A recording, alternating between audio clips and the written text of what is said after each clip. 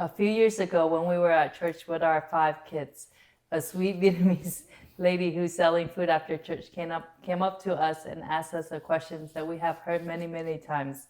But this time, her answer reveals something that I didn't realize how we see the kids in America. Hi, my name is Tran, and my husband is Nhan. We are the Dinh family. We've been married for 17 years. We have 11 kids, 2 in heaven and 9 here on earth. We are building community who desires to raise their children to be great saints. So the lady asked, how many children do you have? And at the time we had 5 children. So I said, we have 5 kids and 1 on the way.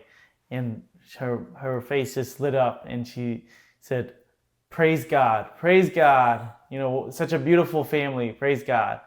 And then inside I'm feeling warm, and for the first time I feel like somebody understood me in a while.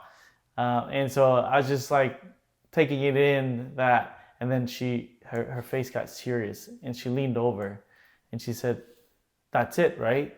No more after this, right? That's it. You know where babies come from? So I stood there frozen, trying to process that in shock, because this lady who just praised us just right afterward was living in fear. And so that, like, it took me a while to process it. But then I realized this wasn't the first time. This was like a pattern, and everybody's saying the same thing. At that moment, while I was holding the food and talking to the lady, I understood something.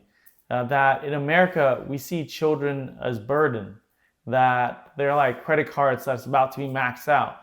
And nobody asks us, when's the next one? Instead, they ask us, that's it, right? No more after this. It's as if like, if you have another child, you're gonna die. And then they ask, like, do you even know where babies come from? So in America, we've bought into this scarcity mindset about one of God's greatest gifts. Like Mother Teresa said, how can you have too many children? That's like saying you have too many flowers. After our 9th baby was born, the same lady came up after church and said to us, when's the next one coming? Because Luis Martinez is already walking. What changed her heart? She had watched our kids over the years. She has seen them at Mass, helping each other, playing with each other, going to adoration together, praying the rosary together. She has witnessed something that we have discovered, that kids are not a burden. They're a gift that multiply by joy. And the question everybody always asks us is, how can you afford a big family like that? But here's what nobody tells you about having a big family.